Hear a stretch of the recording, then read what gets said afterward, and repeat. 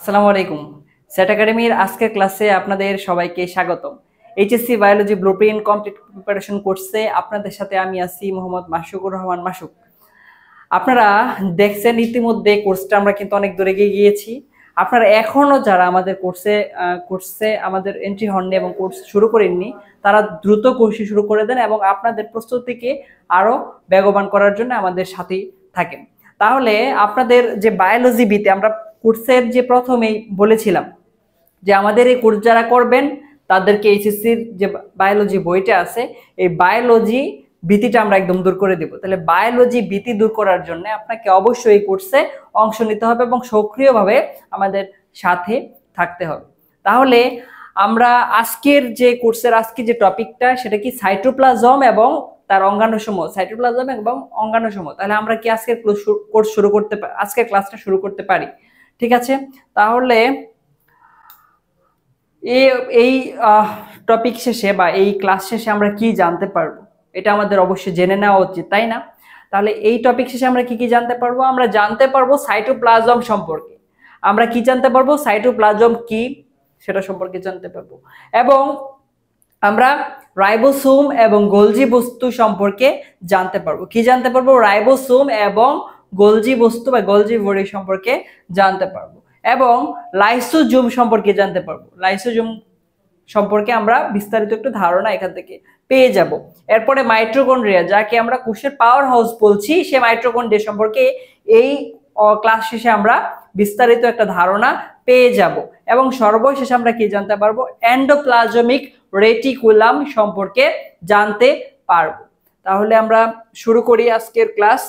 প্রথমেই যদি আমরা দেখি সাইটোপ্লাজম। সাইটোপ্লাজম কি? সাইটোপ্লাজম বলা হচ্ছে কোষের প্রোটোপ্লাজমে, কি কোষের প্রোটোপ্লাজমে নিউক্লিয়াসের বাইরে জেলের মতো অংশ, অর্থাৎ এটা নিউক্লিয়াসের বাইরে অবস্থান করে। সাইটোপ্লাজম নিউক্লিয়াসের বাইরে অবস্থান করে, তাহলে হচ্ছে কি এটা কোথায়? কোষের প্রোটোপ্লাজমে, তারপরে নিউক্লিয়াসের বাইরে। আর হচ্ছে কি এটা জেলির মতো, এটা কি জেলির মতো। সাইটোপ্লাজম হচ্ছে জেলির মতো বা জেলি সদৃশ অর্ধ স্বচ্ছ, অর্থাৎ পুরোপুরি স্বচ্ছ নয়, অর্ধেক স্বচ্ছ বা অর্ধ স্বচ্ছ তরল অংশকে আমরা বলছি সাইটোপ্লাজম। এবং সাইটোপ্লাজমের অন্যান্য নাম যদি আমরা আসি তাহলে হচ্ছে হাইলোপ্লাজম, সাইটোসোল। হাইলোপ্লাজম এবং সাইটোসোল হচ্ছে এটার অন্যান্য নাম, যেগুলো আমাদের পরীক্ষায় এসে থাকে বিভিন্ন এমসিকিউতে। অবশ্যই আমাদের এটা জেনে নেওয়া উচিত। আর সাইটোপ্লাজমীয় মাতৃকার অপেক্ষাকৃত কম ঘন, অর্থাৎ ঘন কম দানাদার বহিস্থ অঞ্চলকে বলা হয় একটোপ্লাজম। তাহলে একটোপ্লাজম কি? অপেক্ষাকৃত ঘন এবং কি কম দানাদার, অর্থাৎ কম দানাদার বহিস্থ অঞ্চলকে আমরা কি বলছি? একটোপ্লাজম বলছি। কি বলছি? একটোপ্লাজম বলছি।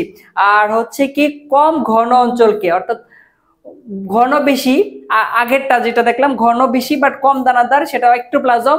আর ঘন যদি হয় বেশি ঘন, তাহলে সেটার নাম হচ্ছে এন্ডোপ্লাজম। একটোপ্লাজম এবং এন্ডোপ্লাজম, এটা আপনাদের এখান থেকে জেনে নেওয়া উচিত। এবং বিভিন্ন সাইটোপ্লাজমীয় অঙ্গাণুর কথা যদি আমরা আসি তাহলে কি কি অঙ্গাণু আমরা দেখতে পাবো? প্লাস্টিড দেখতে পাবো, mitochondria, endoplasmic reticulum, ribosome, Golgi বস্তু, লাইসোজোম, সেন্ট্রোজোম, মাইক্রোটিউবুলস এবং বিভিন্ন প্রকারের জড় এবং অজৈব বস্তু, এগুলো আমরা দেখতে পাবো সাইটোপ্লাজমীয় অঙ্গাণু হিসেবে। তাহলে এরপরে যদি আমরা দেখি এরপরে কি আছে, এরপরে সাইটোপ্লাজমের কাজ আমরা দেখতে পাবো। সাইটোপ্লাজম কি কাজে লাগে, কোষে সাইটোপ্লাজম কেন প্রয়োজন বা কি কাজ মূলত করে থাকে, যে কারণে আমাদের সাইটোপ্লাজম প্রয়োজন, তাহলে আমি সেটা দেখি। এটা বিভিন্ন রকমের ক্ষুদ্রাঙ্গ ধারণ করে। অলরেডি আমরা বলেছি কি কি ক্ষুদ্রাঙ্গ, আমরা অলরেডি সেটা বললাম। এবং কতিপয় জৈবিক কাজ করে, বিভিন্ন জৈবিক কাজ করে থাকে। এবং তারপরে কি কোষের অম্লত্ব এবং ক্ষারত্ব নিয়ন্ত্রণ করে, কোষের অম্লত্ব এবং ক্ষারত্ব নিয়ন্ত্রণ করে এবং রেচন প্রক্রিয়ায় বর্জ্য পদার্থ নিষ্কাশনে সাহায্য করে। আমাদের যে রেচন প্রক্রিয়া, সেই রেচন প্রক্রিয়া বর্জ্য পদার্থ নিষ্কাশনে হচ্ছে সাহায্য করে। তারপরে পরিবেশের উত্তেজনায় সাড়া দেয়, পরিবেশের উত্তেজনায় এরা সাড়া প্রদান করে এবং নির্দিষ্ট পরিমাণ পানি পরিশোষণে গ্রহণ করে। এবং তারপরে যদি আমরা সেই আবর্তন বা সাইক্লোসিসের মাধ্যমে অঙ্গাণুগুলো নাড়াচড়ায় সাহায্য করে। আবর্তন বা সাইক্লোসিস ঘটায় কে? সাইটোপ্লাজম। এরপর যদি আমরা দেখি সাইটোপ্লাজমের ভেতর কোষ গহ্বরকে চারদিকে অত্যন্ত পাতলা পর্দা, ঠিক এখানে এটা কিন্তু একটু ইম্পর্টেন্ট, ক্রোনোপ্লাস্ট বলা হয়েছে। সাইটোপ্লাজমের ভেতর কোষ গহ্বরের চারদিকে অত্যন্ত পাতলা পর্দার আকারে অবস্থিত সাইটোপ্লাজমের পর্দাটির নাম হচ্ছে টোনোপ্লাস্ট। তাহলে সাইটোপ্লাজমের কোথায়? সাইটোপ্লাজমের ভেতর কোষ গহ্বরের চারদিকে। কোথায়? সাইটোপ্লাজমের ভেতর কোষ গহ্বরের চারদিকে পর্দার আকারে সাইটোপ্লাজমের পর্দাটির নাম হচ্ছে টোনোপ্লাস্ট। এটা একটু এখান থেকে মনে রাখা উচিত। এরপর যদি আমরা দেখি, এরপর আমরা কি দেখতে পাবো? এরপর আমরা দেখতে পাবো সাইটোপ্লাজমের রাসায়নিক উপাদান। সাইটোপ্লাজমে কি কি রাসায়নিক উপাদান আমরা দেখতে পাবো সেটা আমরা একটু দেখে নেওয়া উচিত। সাইটোপ্লাজমের রাসায়নিক উপাদান এবং প্রকৃতি। প্রথমে তো অজৈব এবং জৈব দুই ধরনের উপাদান আমরা এখানে দেখতে পাবো। কি দেখতে পাবো? অজৈব এবং জৈব দুই ধরনের উপাদান দেখতে পাবো। এখন অজৈব উপাদান কি? পানি এবং পানিতে দ্রবীভূত বিভিন্ন গ্যাস, সেটা কি? তারপরে খনিজ বস্তু, এগুলো আমরা দেখতে পাবো এবং আয়নও দেখতে পাবো। আর জৈবতে কি পাবো? আমরা কার্বোহাইড্রেট পাবো, জৈবিক acid, lipid, protein, nucleic acid, hormone, তারপরে ভিটামিন। আর হচ্ছে পানির পরিমাণ যদি আমরা বলি, সাইটোপ্লাজমে পানির পরিমাণ কত, এটা কিন্তু ইম্পর্টেন্ট, এমসিকিউতে অবশ্যই এসে থাকে, এটা আমাদের জেনে নেওয়া উচিত আলাদা করে। কত? 65 থেকে কত? 96%, অর্থাৎ 65 থেকে 96%। এটা কিন্তু পরীক্ষায় এমসিকিউতে পাশাপাশি অপশন থাকে যে 65 থেকে 95, কাছাকাছি তো ভাবে কি 65ও এখানে 5 আছে, ওখানে 5 আছে, তাহলে মনে হয় 65 থেকে 95 হবে না, এটা 65 থেকে 96%। যা আছে বই তাই দিতে হবে, বাড়তি কিছু দেওয়া যাবে না। তাহলে আমি যদি বলি উদ্ভিদ কোষের সাইটোপ্লাজমে পানি পরিমাণ 75%, তারপরে শর্করা 20%, 2% প্রোটিন থাকে, তারপরে 2% খনিজ লবণ থাকে এবং 1% চর্বি থাকে, ভিটামিন থাকে, পিগমেন্ট থাকে, অন্যান্য বস্তু থাকে। আর প্রাণী কোষের যদি আমরা আসি, প্রাণী কোষে পানি থাকে কত পার্সেন্ট? 67%। তাহলে উদ্ভিদ কোষে 75% পানি থাকে, আর প্রাণী কোষে কত? 67% পানি থাকে এবং 1% শর্করা এবং অন্যান্য উপাদান, 4% চর্বি, 4% খনিজ লবণ, 3% চর্বি, 15% প্রোটিন আমরা দেখতে পাবো। তাহলে আমরা যদি এখানে সাইটোপ্লাজম সম্পর্কে কিছু রাসায়নিক যে গঠন বা রাসায়নিক উপাদান হিসেবে কি কি থাকে সেটা আমরা দেখতে পেলাম। তাহলে এরপর যদি আমরা দেখি এরপর কি আছে সেটা আমরা দেখে নেওয়া উচিত। এরপর আমরা কি পাবো? সাইটোপ্লাজমের বিপাকীয় ভূমিকা। বিপাকীয় ভূমিকা, সাইটোপ্লাজম কিভাবে কাজ করে। বিপাকীয় ভূমিকা বলতে শ্বসন বা হচ্ছে সালোক সংশ্লেষণ, এগুলাতে কিভাবে সাইটোপ্লাজমের ভূমিকা থাকে। শ্বসনের কথা যদি আমরা আসি তাহলে হচ্ছে কি জারণ বিজারণ প্রক্রিয়া। জারণ মানে ছাড়ন, বিজারণ মানে গ্রহণ। কেমিস্ট্রিতে এগুলো আপনারা জেনে আসছেন, ইলেকট্রন ত্যাগ করা বা ইলেকট্রন গ্রহণ করা। তাহলে কে ইলেকট্রন ত্যাগ করে? জারণ যার হয় সেই ইলেকট্রন ত্যাগ করে এবং বিজারণ যার হয় সেই ইলেকট্রন গ্রহণ করে। তাহলে কি জারণ বিজারণ প্রক্রিয়া, যার মাধ্যমে এটিপি তৈরি হয়, শ্বসনের গ্লাইকোলাইসিস ধাপটি সাইটোপ্লাজমের মাতৃকা এবং অন্যান্য সাইটোপ্লাজম মাইটোকন্ড্রিয়াতে সংঘটিত হয়। তাহলে কি শ্বসনের গ্লাইকোলাইসিস ধাপটি শুধুমাত্র সাইটোপ্লাজমে এবং বাকি যে ধাপগুলা সেগুলা কোথায় হয়? সব মাইটোকন্ড্রিয়াতে হয়ে থাকে। আর এটা হচ্ছে জীবনের স্পন্দন হিসেবে কাজ করে এবং সালোক সংশ্লেষণে গুরুত্বপূর্ণ ভূমিকা পালন করে কে? সাইটোপ্লাজম। এবং যদি আমরা বলি প্রোটিন সংশ্লেষণে গুরুত্বপূর্ণ ভূমিকা পালন করে সাইটোপ্লাজম। ঠিক আছে, এখন প্রোটিন তৈরির কাঁচামাল সরবরাহ করে কে বা প্রোটিন তৈরি কে করে, এগুলা আমরা যদি আমরা বলি তাহলে রাইবোসোম হচ্ছে প্রোটিন তৈরির কাঁচামাল সরবরাহ করে। আর প্রোটিন সংশ্লেষণ কে করে? প্রোটিন সংশ্লেষণ করে সাইটোপ্লাজমীয় অঙ্গাণু। আর এখানে এখানে যদি আমরা আরেকটু দেখার চেষ্টা করি, প্রোটিন তৈরির কারখানা হিসেবে কে কাজ করে? সাইটোপ্লাজম অঙ্গাণু, রাইবোসোম। আর প্রোটিন সংশ্লেষণ কে করে থাকে? প্রোটিন সংশ্লেষণ করে থাকে সাইটোপ্লাজম। এটা কিন্তু আমাদের অবশ্যই জেনে রাখতে হবে। এরপর যদি আমরা দেখি নিউক্লিক অ্যাসিড সংশ্লেষণ করা, আদিকোষে নিউক্লিক অ্যাসিডের সংশ্লেষ করা এবং সাইটোপ্লাজম মূলত আদিকোষ, যেগুলো আদিকোষে সাধারণত নিউক্লিক অ্যাসিড সংশ্লেষিত হয় এবং সেটা এই সাইটোপ্লাজমে হয়ে থাকে। এরপরে যদি আমরা দেখি লিপিড বিপাক, লিপিড বিপাক সম্পর্কে একটু জেনে নেওয়া উচিত। সেটা কি সাইটোপ্লাজমে অবস্থিত মাইক্রোটিউবুলস এবং মাইটোকন্ড্রিয়া লিপিড বিপাকে সাহায্য করে থাকে।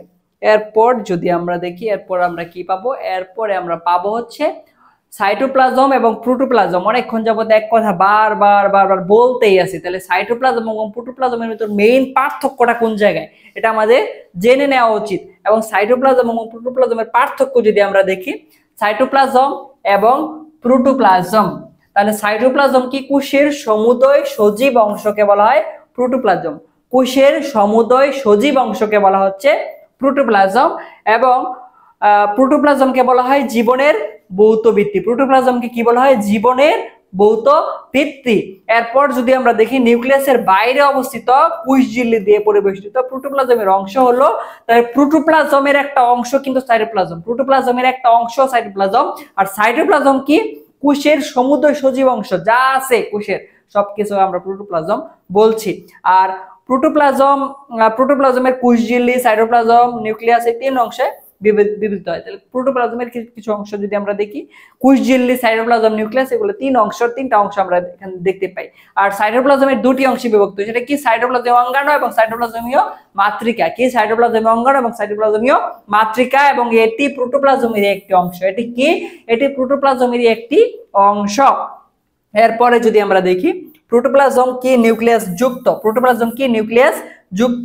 প্রোটোপ্লাজম হচ্ছে নিউক্লিয়াস যুক্ত, তাই এরা কি বংশগতির ধারক বাহক হিসেবে কাজ করে। প্রোটোপ্লাজম অবশ্যই নিউক্লিয়াস যুক্ত, কারণ সে কোষের যাবতীয় অংশ সে ধারণ করছে, তার মানে সেখানে নিউক্লিয়াস অবস্থিত।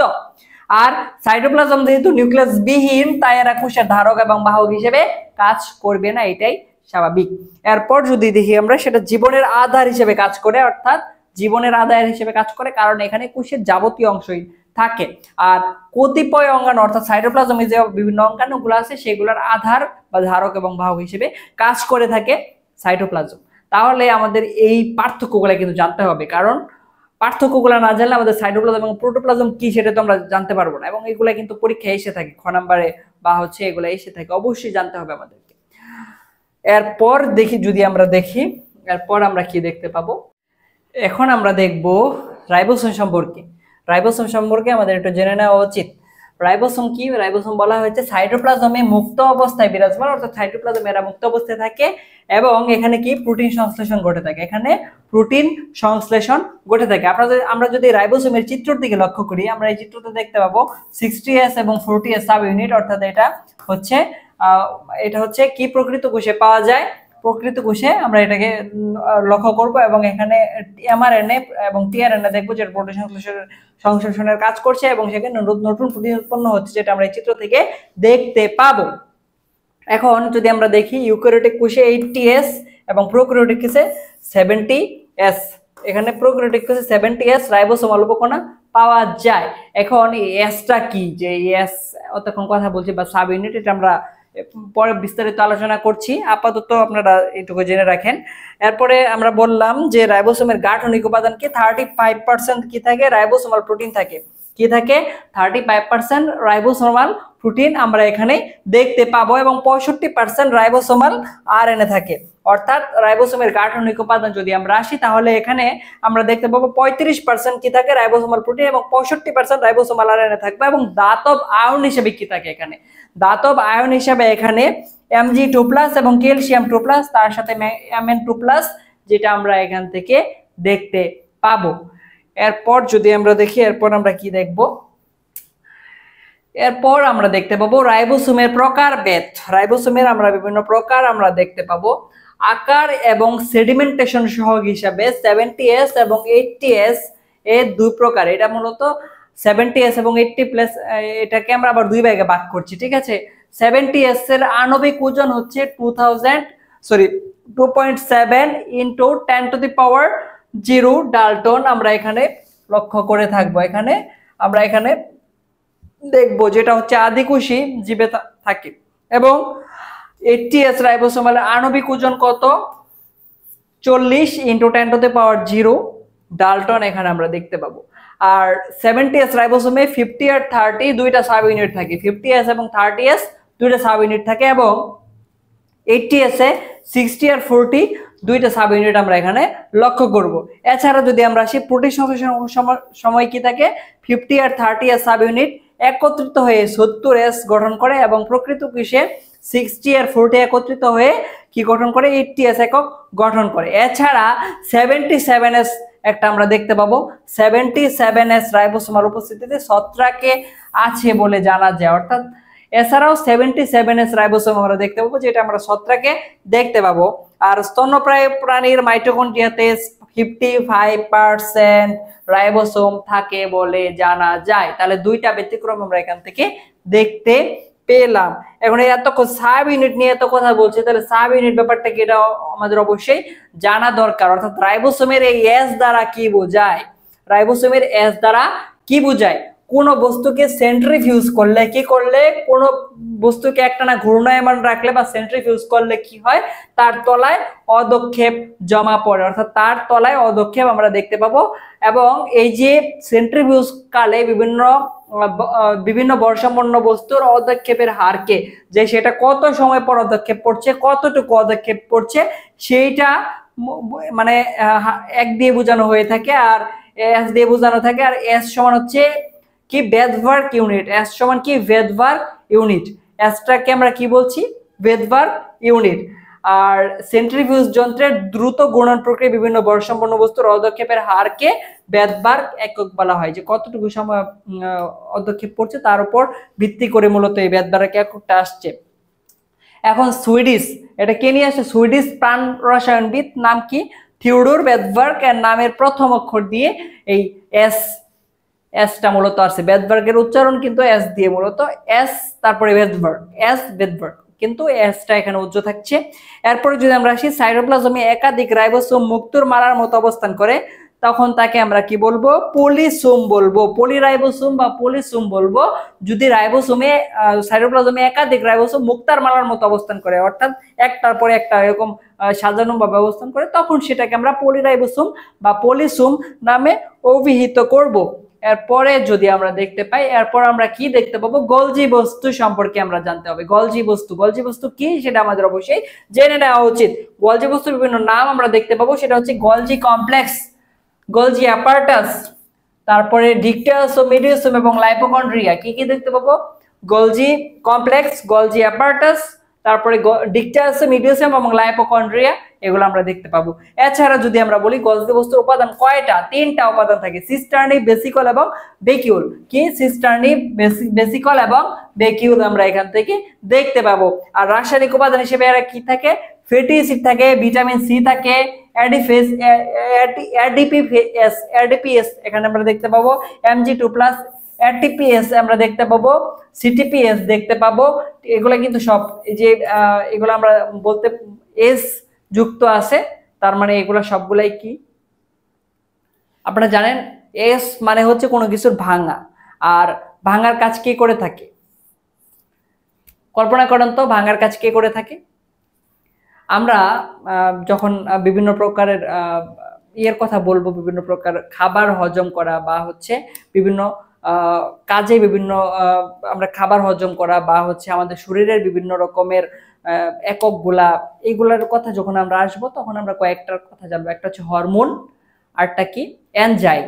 এই দুইটা কথা আমরা দেখতে পাবো। হরমোনের কাজ কি এবং এনজাইমের কাজ কি প্রতি পর্বে আপনাদেরকে বলা হয়েছে, আপনারা জানেন। তারপরে যদি আমি বলি, আজকে হরমোনটাকে আমরা একটু দূরে রাখছি, এনজাইম নিয়ে কথাবার্তা বলি। এনজাইমের কাজ কোনো খাবার ভেঙে সেটাকে মানে পরিপাক উপযোগী করে তোলা। তাহলে এই এস যুক্ত থাকা মানে সেটাকে অবশ্যই আপনারা ধরে রাখবেন, সেটা হচ্ছে কোনো এনজাইম, তাই না। এস মানে সেটা ভাঙছে বা এনজাইম, তাহলে এস মানে যেখানে এস যুক্ত আছে সেটাকে আমরা এনজাইম নামে অভিহিত করছি, মানে অবশ্যই একটা মনে রাখবেন। এরপরে যদি আমরা আসি, গলজি বস্তুকে কি বলা হয়, কোষের ট্রাফিক পুলিশ বলা হয়। কি বলা হয়, traffic police of the cell বলা হয়। গলজি বস্তুকে ট্রাফিক পুলিশ বলা হয়, কারণ গলজি বস্তু কোষের কেন্দ্রীয় অংশ থেকে ঝিল্লি বস্তু বা ভেসিকল কোষের পরিধির দিকে প্লাজমা মেমব্রেন পর্যন্ত নিয়ে যায়। তখন ট্রাফিক পুলিশ কি করে, আমাদের যে ট্রাফিক ব্যবস্থা সেটাকে সচল রাখে, এক জায়গা থেকে আরেক জায়গায় যেতে আমাদের গুরুত্বপূর্ণ ভূমিকা পালন করে। গলজি বস্তু সেই রকম কাজ করছে, এবং এটা কিন্তু কোশ্চেনে আসে, কেন গলজি বস্তুকে কোষের ট্রাফিক পুলিশ বলা হয় এবং কাকে ট্রাফিক পুলিশ বলা হয়, এগুলো কিন্তু কোশ্চেন এসে থাকে। এরপরে যদি আমরা দেখি, আমরা গলজি বস্তুর আরো কিছু ব্যাপার জানতে পারবো, রাসায়নিক গঠন আমরা দেখবো। গলজি বস্তুতে কয় প্রোটিন থাকে, কতটুকু, 60% আমরা প্রোটিন থাকবো এবং 40% ফসফোলিপিড থাকবে। কি থাকবে, 60% প্রোটিন থাকবে এবং 40% এখানে কি থাকবে, ফসফোলিপিড থাকবে। এছাড়া ভিটামিন কে, তারপরে ফ্যাটি অ্যাসিড, ক্যারোটিনেটস থাকবে, ভিটামিন এ থাকবে, ফ্যাটি অ্যাসিড থাকবে এবং ক্যারোটিনেটস দ্বারা পূর্ণ থাকবে। আর গুরুত্বপূর্ণ এনজাইমগুলো এই যে এটিপিএস, তারপরে সিটিপিএস, টিটিপিএস, এগুলো বিভিন্ন এনজাইম। তারপরে নিকোটিন এবং এডেনিন ডাইনিউক্লিওটাইড ফসফেট, এগুলো আমরা এখানে, বা সাইটোক্রোম, তারপরে গ্লুকোজ 6 ফসফেটেজ।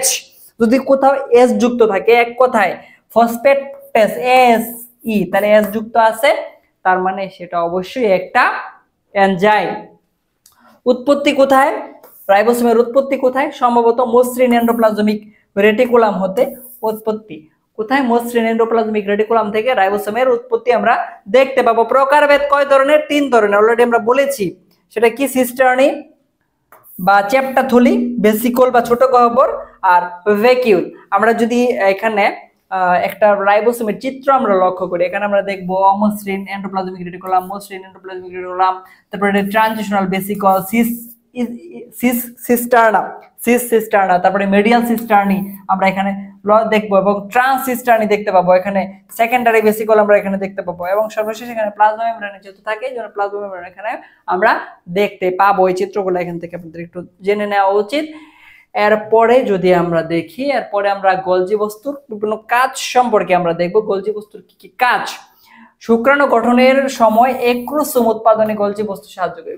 শুক্রাণু এক্রোসোমের যে উৎপাদন সেখানে সাহায্য করছে, এবং ভিটামিন সি সঞ্চয় করে রাখা হচ্ছে এদের কাজ। ভিটামিন সি সঞ্চয় করে রাখা কার কাজ? গোলজি বস্তুর কাজ।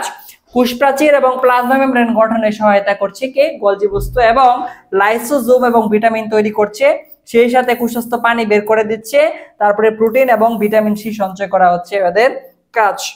এরপরে যদি আমরা দেখি, এরপরে আমরা কি দেখতে পাবো? এরপরে লাইসোজোম সম্পর্কে জানতে পারবো, বা লাইসোজোম আমরা দেখতে পাবো। লাইসোজোম বলা হচ্ছে কি? লাইসোজোমে 50 ধরনের এনজাইম থাকে। লাইসোজোমে কোন ধরনের এনজাইম থাকে? 50 ধরনের এনজাইম আমরা কোথায় পাবো? লাইসোজোমে পাবো। এটা অবশ্যই আপনাদের মনে রাখতে হবে। সাইটোপ্লাজমে অবস্থিত যে অঙ্গাণু হাইড্রোলাইটিক এনজাইমের আধার হিসেবে কাজ করে, অর্থাৎ এটা হাইড্রোলাইটিক এনজাইমের আধার হিসেবে কাজ করে। তারপরে এন্ডোপ্লাজমিক রেটিকুলাম হতে এদের উৎপত্তি, এবং গোলজি বস্তু এদের প্যাকেজকৃত, অর্থাৎ কোথা থেকে উৎপত্তি? এন্ডোপ্লাজমিক রেটিকুলাম থেকে উৎপত্তি, আর প্যাকেজ করছে কে? রেডি করে দিয়েছে কে? রেডি করে দিয়েছে এটা গোলজি বস্তু থেকে। এবং প্রাণীদের শ্বেত রক্তকণিকা কোষে অধিক লাইসোজোম দেখা যায়। প্রাণীদের শ্বেত রক্তকণিকা কোষে অধিক দেখা যায়, কারণ আমরা জানি কি শ্বেত রক্তকণিকার কাজ কি? শ্বেত রক্তকণিকার কাজ হচ্ছে আমাদের কোষে বা হচ্ছে আমাদের শরীরে বা আমাদের বিভিন্ন অঙ্গাণুতে যে রক্তে যে ইগুলো আসবে, জীবাণুগুলো আসবে, সেগুলোকে ভক্ষণ করা বা সেগুলোকে মেরে ফেলা হচ্ছে শ্বেত রক্তকণিকার কাজ। তাহলে যেহেতু লাইসোজোম হাইড্রোলাইটিক এনজাইমের আধার, তাহলে সে এই কাজে তাকে সাহায্য করছে। এছাড়া যদি আমরা দেখতে পাচ্ছি, সম্প্রতি উদ্ভিদ কোষে লাইসোজোমের ন্যায় স্ক্লেরোসোম পাওয়া গেছে। স্ক্লেরোসোম পাওয়া গেছে। এখন উদ্ভিদ কোষে সাধারণত এদেরকে দেখা যায় না, বাট সম্প্রতি কি আমরা দেখতে পাইছি? সম্প্রতি হচ্ছে উদ্ভিদ কোষে পাওয়া গেছে, যাদেরকে আমরা স্ক্লেরোসোম বলছি, বাট টোটালি লাইসোজোম না, বাট লাইসোজোমের মতো স্ক্লেরোসোম আমরা দেখছি। এদেরকে ওলিওসোম বলছি। এদের নাম কি দিছি? ওলিওসোম নামে এদেরকে অভিহিত করছি। এরা আকারে ছোট, তৈল জাতীয় পদার্থ ঝিল্লিবদ্ধ করা এদের প্রধান কাজ আমরা এখান থেকে দেখতে পাবো। এরপরে যদি লাইসোজোম সম্পর্কে আরো কিছু কথাবার্তা আসি, লাইসোজোমের কাজ কি? এরা ফেগোসাইটোসিস প্রক্রিয়ায় জীবাণু ধ্বংস করে। এদের কাজ কি? কাজ এরা ফেগোসাইটোসিস প্রক্রিয়ায় জীবাণু ধ্বংস করে। কি করে? ফেগোসাইটোসিস প্রক্রিয়ায় জীবাণু ধ্বংস করে, যেটা শ্বেত রক্তকণিকার কাজ। তারপরে যখন আমাদের খুব বেশি ক্ষুধা লাগে, মানে অনেক ক্ষুধা লাগছে, আমরা খাবার পাই না, অনেকক্ষণ যাবত খাবার টাবার আমরা পাচ্ছি না, তখন কি করে? তখন একটা প্রাচীর ফেটে যায়, এবং ভিতরের যে এনজাইম, আবদ্ধকৃত এনজাইম, ওরা বেরিয়ে এসে এরা নিজেই নিজেকে খাওয়া শুরু করে, যেটাকে আমরা স্বগ্রাস বা অটোফেগি বলছি। এভাবে কি হয়? এভাবে সমস্ত কোষীয় পরিপাক হয়ে যেতে পারে। একে বলা হয় অটোলাইসিস। অর্থাৎ এই যে আমরা যদি বুকক্ষণ না খাই, যে কয়েকদিন হয়ে গেছে, মাসের পর মাস, তখন কুশি একটা সেই নিজেরা খেতে থাকে, এবং কুশি নিজেকে পরিপাক করে ফেলে। এরপরে শুক্রাণুর লাইসোজোম নিঃসৃত হায়ালুরোনিডেস এনজাইম, অর্থাৎ শুক্রাণুর যে লাইসোজোম থাকে, ওখানে একটা এনজাইম থাকে হায়ালুরোনিডেস এনজাইম, যেটা কি করে? ডিম্বাণুর প্রাচীরকে বিগলিত করতে এবং শুক্রাণুকে ডিম্বাণুর ভিতরে প্রবেশ করতে সাহায্য করে থাকে। এরপরে যদি আমরা দেখি, এরপরে আমরা কি দেখতে পাবো? Endoplasmic reticulum. এরপরে আমরা কি দেখতে পাবো? Endoplasmic reticulum. এন্ডোপ্লাজমিক রেটিকুলাম কি? পরিণত কোষে সাইটোপ্লাজমের যে জালিকা বিন্যাস দেখা যায়। রেটিকুলাম নাম শুনে মনে হচ্ছে এখানে পাকানো বা পেঁচানো কিছু একটা, যেটাকে আমরা রেটিকুলাম নামে অভিহিত করছি।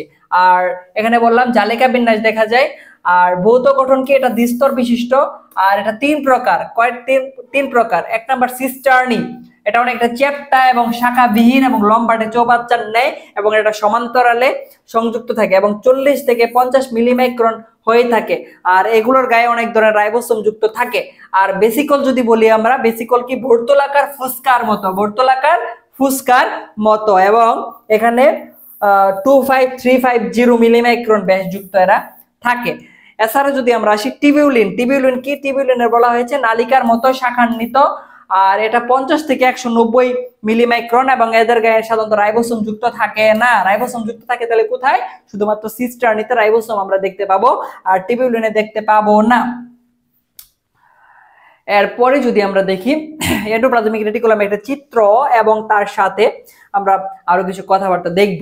এন্ডোপ্লাজমিক রেটিকুলামের প্রথমে বলা হয়েছে এখানে ক নাম্বার হচ্ছে ত্রিমাত্রিক গঠন। এন্ডোপ্লাজমিক রেটিকুলামের ত্রিমাত্রিক গঠন আমরা এখানে দেখতে পাবো এবং সিস্টার্নি এখানে দেখতে পারবো, ভেসিকল দেখতে পাবো এবং টিবিউলিন এখানে দেখতে পাবো, যেটা মসৃণ টিবিউলিন থাকে আর বাকিগুলো অমসৃণ। এরপরে মানে টিবিউলিনকে মসৃণ বলা হয়, বাকি দুইটা যেটা আছে সেটাকে আমরা বাকি দুইটা বলতে গ নাম্বার অর্থাৎ এখানে বেসিকলকে মসৃণ বলা হচ্ছে আর সিস্টার্নিকে অমসৃণ এন্ডোপ্লাজমিক রেটিকুলাম আমরা বলছি। প্রোটিন হচ্ছে এখানে 60 থেকে 70% প্রোটিন থাকে। লিপিড কতটুকু থাকে? 30 থেকে 40% লিপিড থাকে। আর এতে 15 ধরনের, কয় ধরনের এনজাইম থাকে? 15 ধরনের এনজাইম এখানে আমরা দেখতে পাবো। আর গ্লুকোজ, সয় ফসফেটেস, সক্রিয় এটিপিএস, এনএডিএইচ, এগুলা ডায়াফোয়েজ, এগুলা এনজাইম এখানে আমরা দেখতে পাবো। আর অমসৃণ এন্ডোপ্লাজমের যে অমসৃণ, যেটা অমসৃণ বলতে সিস্টার্নি, অমসৃণে কি হয়? মাইক্রোসোম, ক্ষুদ্র ক্ষুদ্র অংশকে মাইক্রোসোম বলছি। অমসৃণ এন্ডোপ্লাজমিক রেটিকুলামের ক্ষুদ্র ক্ষুদ্র অংশকে আমরা মাইক্রোসোম নামে অভিহিত করছি। এরপর যদি আমরা দেখি, এরপর আমরা কি দেখতে পাবো? এন্ডোপ্লাজমিক রেটিকুলামের কাজ দেখতে পাবো। এন্ডোপ্লাজমিক রেটিকুলামের কি কি কাজ আছে? এটা কি প্রোটোপ্লাজমের কাঠামো হিসেবে কাজ করে। কি করে? প্রোটোপ্লাজমের কাঠামো হিসেবে কে কাজ করে? রাইবোসোম কাজ করে। এরপরে এটা হচ্ছে প্রোটিন সংশ্লেষণে সাহায্য করে। অমসৃণ অর্থাৎ সিস্টার্নি, যেটা প্রোটিন সংশ্লেষণ হিসেবে কাজ করে। এরপরে যদি আমরা দেখি মসৃণ রেটিকুলামে বিশেষত প্রাণী কোষে লিপিড, মতান্তরে বিভিন্ন হরমোন, গ্লাইকোজেন, ভিটামিন, স্টেরয়েড প্রভৃতি সংশ্লেষিত হয়ে থাকে। এছাড়া লিপিড এবং প্রোটিনের অন্তর্বাহক হিসেবে কাজ করে। তারপরে যদি আমরা দেখি, এটা কোষপ্রাচীরের সেলুলোজ তৈরি করে, কোষপ্রাচীরের জন্য এরা সেলুলোজ তৈরি করে থাকে এবং গ্লাইকোজেনের ধারক হিসেবে কাজ করে থাকে। তাহলে এন্ডোপ্লাজমিক রেটিকুলামের কাজ ছিল এগুলা, যেগুলো আপনারা এতক্ষণ দেখতে পেলেন। আজকের ক্লাসের দ্য মোস্ট ইম্পর্টেন্ট এখানে মাইটোকন্ড্রিয়া সম্পর্কে আমাদের অবশ্যই জানতে হবে। মাইটোকন্ড্রিয়াকে আমরা কি বলছি? মাইটোকন্ড্রিয়াকে আমরা কি বলি? আমাদের যে শক্তি উৎপাদনের ধারক এবং বাহক বলছি এদেরকে, তাই না? কোষের শক্তি উৎপাদনের বা কোষের পাওয়ার হাউস বলছি। তাহলে মাইটোকন্ড্রিয়াকে আমরা কি বলছি? মাইটোকন্ড্রিয়া হচ্ছে কি? প্রকৃত জীবদেহের গুরুত্বপূর্ণ অঙ্গাণু হলো মাইটোকন্ড্রিয়া। গুরুত্বপূর্ণ একটা অঙ্গাণু, কারণ অবশ্যই শক্তির জন্য তো মাইটোকন্ড্রিয়ার প্রয়োজন আছে। শক্তি না থাকলে আমরা চলতে পারবো বা গাছ বাঁচতে পারবে? কেউ তো বাঁচতে পারবে না। প্রত্যেকের শক্তির প্রয়োজন আছে। তাহলে কোষের যাবতীয় জৈবনিক কাজের শক্তি, তার মানে এরা কি শক্তি সরবরাহ করে থাকে বলে আমরা কি বলছি? মাইটোকন্ড্রিয়াকে কোষের শক্তিঘর বা পাওয়ার হাউস নামে অভিহিত করছি। তাহলে কেন পাওয়ার হাউস বলা, এটা অবশ্যই আমাদেরকে জেনে নিতে হবে। এটা কিন্তু পরীক্ষায় এসে থাকে। আর এই অঙ্গাণুতে ক্রেবস চক্র, ফ্যাটি অ্যাসিড চক্র, ইলেকট্রন ট্রান্সপোর্ট চক্র, এগুলো সব ঘটে থাকে, যেটা অন্য অধ্যায়ের পড়াশোনা তখন আমরা দেখতে পাবো। এখন দ্বিস্তর বিশিষ্ট আবরণী, এটা মাইটোকন্ড্রিয়ার আবরণীরা দ্বিস্তর বিশিষ্ট আবরণী, চিত্র আমরা দেখবো। এরপরে যদি আমরা দেখি ক্রেবস চক্র ঘটে থাকে, ইলেকট্রন ট্রান্সপোর্ট, শক্তি উৎপাদন হয়, সেই অঙ্গাণুকে মাইটোকন্ড্রিয়াতে মূলত হয়ে থাকে। চিত্রটা যদি আমরা লক্ষ্য করি তাহলে এটা বাইরের দিকের ঝিল্লি দেখবো, ভিতরের দিকে অর্থাৎ দুইটা ঝিল্লি, দুইটা আবরণ আমরা বলেছি। এখানে ক্রিস্টি দেখতে পাবো, গ্র্যানিউলস দেখতে পাবো, তারপরে মেট্রিক্স দেখতে পাবো। এছাড়া এখানে আমরা রাইবোসোম দেখতে পাবো, তারপরে এটিপি সিনথেসিস ঘটছে, এটা আমরা দেখতে পাবো, এবং এখানে ডিএনএ আমরা দেখতে পাবো। মাইটোকন্ড্রিয়ার চিত্রটা আপনাদের অবশ্যই লাগবে। এরপর যদি আমরা দেখি, এরপর মাইটোকন্ড্রিয়ার ভৌত গঠন অবশ্যই আমাদের জেনে নেওয়া উচিত। মাইটোকন্ড্রিয়ার ভৌত গঠন আমাদের অবশ্যই জেনে নেওয়া উচিত। মাইটোকন্ড্রিয়া কি দ্বারা গঠিত, কিভাবে গঠিত? মাইটোকন্ড্রিয়ার আবরণী মূলত লিপোপ্রোটিন বাইলেয়ার মেমব্রেন দ্বারা। এটা মাইটোকন্ড্রিয়া আবরণী কি? লিপোপ্রোটিন বাইলেয়ার দ্বারা হয়ে থাকে। আর প্রকোষ্ঠ যদি আমরা বলি, প্রকোষ্ঠের ফাঁকা স্থানকে বলা হয় বহিস্থ কক্ষ, এবং আন্তঃমেমব্রেনের ফাঁকা এবং ভেতরের মেমব্রেন দিয়ে আবৃত যে অঞ্চল তাকে আমরা অভ্যন্তরীণ কক্ষ বলছি। অভ্যন্তরীণ কক্ষ জেলির ন্যায় ঘন সমসত্ব থাকে, যেগুলো আমরা এখান থেকে দেখতে পাবো, এবং জেলির ন্যায় যে অংশটা সেটাকে আমরা ম্যাট্রিক্স বা মাতৃকা বলছি। এরপর যদি আমরা কৃষ্টি বা প্রবর্ধকের কথা, এটা হচ্ছে প্রলম্বিত অংশ থাকে। এরপরে অক্সিজমের কথা, এরা হচ্ছে অন্তর্গত অতি সূক্ষ্ম অসংখ্য দানা লেগে থাকে, যাতে আমরা অক্সিজম বলছি। এটিপি সিনথেসিস এবং ইটিসি কি, এটা মূলত এটিপি সিনথেসিস নামক গোলাকার বস্তু আছে, এদেরকে এটিপি সংশ্লেষিত হয়ে থাকে যেখানে। এরপরে বৃত্তাকার ডিএনএ আমরা লক্ষ্য করব। এখানে আমরা কি ধরনের ডিএনএ লক্ষ্য করব? বৃত্তাকার ডিএনএ দেখব। এছাড়া রাইবোসোমের কথাও যদি আমরা আসি, তাহলে এখানে 70S রাইবোসোম থেকে থাকে, ঠিক আছে। রাইবোসোমের 70S রাইবোসোম এখানে আমরা দেখতে পাবো। এটা ছিল ভৌত গঠন। এরপরে যদি আমরা দেখি, এরপর আমরা কি দেখতে পাবো? রাইবোসোমের রাসায়নিক গঠন দেখতে পাবো। রাইবোসোমের রাসায়নিক গঠনে হচ্ছে শুষ্ক ওজনের 65 ভাগ হচ্ছে প্রোটিন, অর্থাৎ শুষ্ক ওজনের যে শুষ্ক ওজন, এই শুষ্ক ওজনের 65 ভাগ হচ্ছে প্রোটিন, আর 29 ভাগ গ্লিসারাইড, 4% লেসিথিন এবং সেফালিন থাকে, আর 2% থাকে কোলেস্টেরল। লিপিডের মধ্যে 90 ভাগ হচ্ছে কি ফসফোলিপিড, আর বাকি 10% হচ্ছে ফ্যাটি অ্যাসিড, এবং এছাড়া ক্যারোটিনয়েডস থাকে, ভিটামিন ই থাকে, এবং বিভিন্ন ধরনের জৈব পদার্থ থাকতে পারে। এছাড়া যদি আমরা বলি মাইটোকন্ড্রিয়ার ঝিল্লিতে হচ্ছে লিপোপ্রোটিন সমৃদ্ধ। মাইটোকন্ড্রিয়ার ঝিল্লি কি? লিপোপ্রোটিন সমৃদ্ধ ঝিল্লি। এছাড়া যদি আমরা সেই মাইটোকন্ড্রিয়াতে প্রায় 100 প্রকারের এনজাইম এবং কোএনজাইম রয়েছে। এতে রয়েছে 0.5% আরএনএ এবং সামান্য পরিমাণে ডিএনএ আমরা এখানে দেখতে পাবো। এছাড়া কার্ডিওলিপিন নামক বিশেষ ফসফোলিপিড আমরা এখানে দেখতে পাবো। তাহলে মাইটোকন্ড্রিয়ার যে রাসায়নিক অংশটা সেটা আপনারা দেখতে পারবেন, রাসায়নিক গঠনটা আপনারা দেখতে পেলেন। এরপর যদি আমরা দেখি, এরপর আমরা কি দেখতে পাবো? এরপর মাইটোকন্ড্রিয়ার কাজ সম্পর্কে জেনে নেওয়া উচিত। এতক্ষণ মাইটোকন্ড্রিয়া সম্পর্কে অনেক কথা বললাম, তাহলে মাইটোকন্ড্রিয়ার কাজ কি জেনে নেওয়া উচিত না? অবশ্যই, কাজটা অবশ্যই জেনে নেওয়া উচিত। মাইটোকন্ড্রিয়া কি কাজ করে? মাইটোকন্ড্রিয়া মূলত কোষের যাবতীয় শক্তি এবং নিয়ন্ত্রণের করে থাকে। কোষের যাবতীয় শক্তি উৎপাদন এবং নিয়ন্ত্রণের কাজ কে করে থাকে? মাইটোকন্ড্রিয়া করে থাকে। তারপরে শ্বসনের জন্য প্রয়োজনীয় এনজাইম, কোএনজাইম এগুলো ধারণ করে, বংশগতিতে ভূমিকা রেখে ডিএনএ উৎপাদন করে, স্নেহ বিভাগ করে থাকে, ক্রেবস চক্র, ইলেকট্রন ট্রান্সপোর্ট যুক্ত এগুলা এর মাধ্যমে হয়ে থাকে। ক্যালসিয়াম, পটাশিয়াম এগুলা সক্রিয় পরিমাণে অংশগ্রহণ করে থাকে, শুক্রাণু নির্মাণ গঠনে সাহায্য করে থাকে। ক্যালসিয়াম আয়নের সঠিক ঘনত্ব রক্ষা করে থাকে। এতে বিভিন্ন ধরনের ক্যাটায়ন থাকে, যেমন calcium 2+, S2+, Fe2+, Mn2+, Ca2+, এগুলা বিভিন্ন আয়ন আমরা এখান থেকে। এবং কোষের পূর্ব নির্ধারিত মৃত্যু যে সেটা নিয়ন্ত্রণ করে থাকে। এছাড়া রক্তকণিকা এবং হরমোন উৎপাদনে সাহায্য করে থাকে। তাহলে মাইটোকন্ড্রিয়ার কিন্তু অনেক কাজ, কারণ কোষের যাবতীয় কাজই করে থাকে বলতে গেলে। এরপর যদি আমরা দেখি, অনেকটা স্বরাষ্ট্রমন্ত্রীর মতো আমরা বলতে পারবো আর কি। যাই হোক, এরপরে আজকের যে ক্লাসটা, এই ক্লাসটা কিন্তু শেষ, আজকে আর কিছু নাই। তাহলে মূলত কোষের যে অঙ্গাণুগুলা, গুরুত্বপূর্ণ অঙ্গাণুগুলা নিয়ে আমরা আলোচনা করলাম। পরবর্তী ক্লাসে আপনারা আরো কিছু ব্যাপার দেখতে পারবেন, এবং কোষের যে প্রাণ কেন্দ্র নিউক্লিয়াস সম্পর্কে আপনারা এরপরে ক্লাসে দেখতে পাবেন। তাহলে এতক্ষণ আমার সাথে থেকে এই ক্লাসটা ধৈর্য সহকারে দেখার জন্য আপনাদের সবাইকে আবারও ধন্যবাদ জানিয়ে আজকের মতো ক্লাসটা এখানেই শেষ করছি। আসসালামু আলাইকুম।